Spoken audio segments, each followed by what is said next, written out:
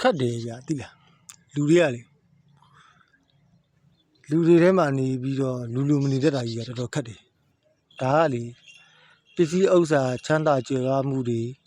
ဟိုအတန်းပညာပေါ့ဗျာနော်သူငယ်တန်းကလေပြီးတော့10တန်းအဲ့လိုဘွယ်ရတက်ကတူတွေနေခဲ့တဲ့ပညာနဲ့မဆိုင်ဘူးဗ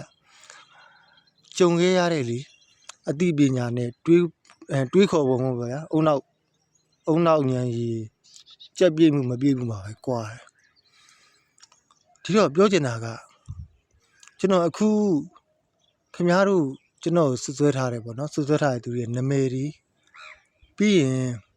သူတို့ရဲ့လုပ်ငန်းပေါ့ဗျာလုပ်ငန်းနာမည်တွေသူတို့ရဲ့ကုန်းဆောင်ဆိုင်နာမည်တွေဈေးထဲမှာရောင်းနေတဲ့ကွန်းဆိုင်နာမည်တွေကျွန်တော်ဘာတစ်ခုမှမပြောဘူးထုတ်မပြောသေးဘူးဆိုတာကြောက်လို့လည်းမဟုတ်ဘူးကျွန်တော်မှကြောက်တဲ့စိတ်လည်းလုံးဝမရှိဘူးကျွန်တော်မှန်နေတဲ့အတွက်ကိုမကြောက်တာဗျာကျွန်တော်မှားနေတော့ကျွန်တော်ဒုဖက်ပြီးတောင်းပန်ဝင်မလေးဘူးဒီတော့ကျွန်တော်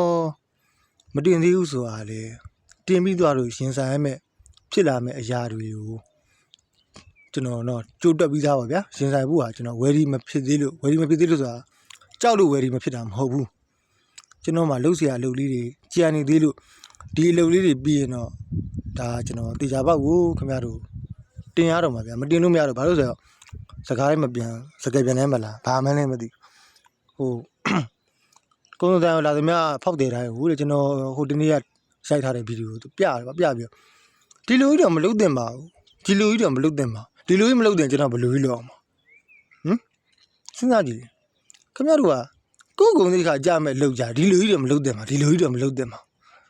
သူများကုံတိခါကြတာနှစ်ပြားဟိုတန်မှုလည်းမထားဘူးသူများကုံတိခါကြထည့်မတော့ကျွန်တော်အဲ့နေရာမှာခင်ဗျားခံစားကြည့်လိုက်ခင်ဗျားတို့တာသမီမယူဘဲနဲ့ကျုပ်တို့စီကတခုခုပျောက်ခဲ့လို့ဆိုရင်ခင်ဗျားတို့တာသမီလက်ညှိုးကောက်ထိုးပြီးတော့ငါပစ္စည်းပြန်ပေးငါစီကခိုးသွားတဲ့ဟာတွေပြန်ပေးလို့ပြောရင်ခင်ဗျားဘယ်လိုတုတ်ပြန်မှာ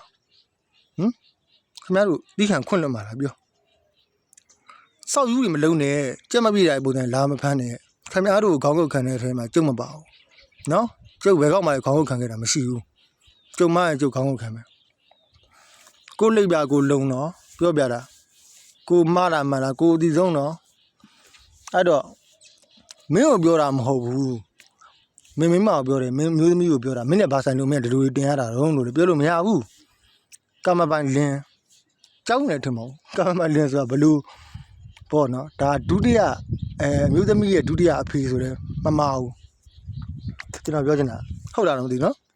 ်ကိုအမျိုးသမီးရဲ့အဆက်ဂုံတိတ်ခါကိုဒီအမျိုးသားကောက်ွယ်ပေးရမယ်ထင်းပေးရမယ်စောင့်ရှောက်ပြီးဒါတွေပြောပြလဲခင်ဗျားတို့ကဒါတွေပြောလဲဒေါ်လီပါရုံပဲရှိမှာနားလဲပါတယ်မဟုတ်ဘူးအဲ့တော့ဟိုဘယ်အပားမှာကျွန်တော်စောင့်တီးမပြချင်တော့ဘူးเนาะနားမလဲအတွက်ကျွန်တော်ရဲ့ရောက်ခမတွေကျွန်တော်ရဲ့မိဘတွေကျွန်တော်ရဲ့အတိုင်းဝိုင်းဆွေမျိုးတွေကတော့ပြောပါတယ်တရားနဲ့ပဲဖြေပါနော်ဝေကြီးပါဝေကြီးတွေတရားကြီးလာမပြောနဲ့ဝေကြီးကအရင်ကလုပ်ခဲ့တဲ့ဝေကြီးဒီဘောမှာပြီးဆက်တာပါကျွန်တော်လည်းဖုံးကြီးမဟုတ်ဘူးကျွန်တော်လည်းဖျားလောင်းမဟုတ်ဘူးဗျာကျွန်တော်လည်းလူကောင်းမဟုတ်ဘူးကိုပြောရဲတယ်ဒါပေမဲ့ကျွန်တော်လူယုံမှာမဟုတ်ဘူးကျွန်တော်ကြောင့်မျက်ရည်ပေါက်ကြီးငယ်ကြခဲ့သူတယောက်မှမရှိဘူးဒါပေမဲ့ကျွန်တော်ကိုလာပြီးတော့ထိကပါကြီးကပါလုံရင်တော့ကျွန်တော်ဒီမခံဘူးဘယ်သူမှလည်းဒီမခံခဲ့ဘူးဘယ်ကောက်မှလည်းတိတိမခံခဲ့ဘူးဒီတော့အခုကကျွန်တော်နာမည်ကိုဖြတ်တာဗျာသူတို့နာမည်ကိုကျွန်တော်ဖြတ်မယ်ဆိုပြီးတော့ပြောပြီးသားအခုလောဆယ်ဒီသူနာမည်တွေမတက်ရသေးဘူးနော်မတက်ရသေးဘူးချပြမှာချပြလို့ကျွန်တော်ဘာပဲပြီးဆက်ရဲဒါကျွန်တော်အပူလင်းဆုံးပြောကြောက်သေးပါရင်ဖောက်ထုတ်ပလိုက်မှာကျွန်တော်အမှန်တရားဘက်ကဖြစ်နေလို့ညတို့အခုဆွဲရဲဆိုတာလေတော့တက်တည်ဇက်ကမရှိဘူးမဟုတ်ဘူးတဲ့ဘုံနေပြောတာပါဗျာကျွန်တော်ကြားတာပါဒါပေမဲ့ခင်ဗျားရှောက်ရင်မဖွင့်နဲ့တော့ဒါအကျိုးတတိပေးတာတိလားဟုတ်လေဟိုလူတိုင်းကိုလိုက်ပြီးတော့လေဟို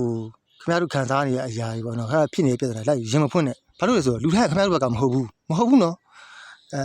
ခင်ဗျားတို့ပြောသမျှသတင်းစကားတွေကလေကျွန်တော်ကမကြားချင်ပါဆုံးအိမ်နိုင်ရောက်လာပြောမှသူတပုံနော်အကုန်လုံးကအိမ်နိုင်ရောက်လာပြောမှသူတပုံကျွန်တော်စစ်စစ်နေတာမလို့ခင်ဗျားတို့ဘာတွေပြောနေလဲဘာတွေရုပ်မှန်နေဘာတွေကောက်ကျင်နေကျွန်တော်သိတယ်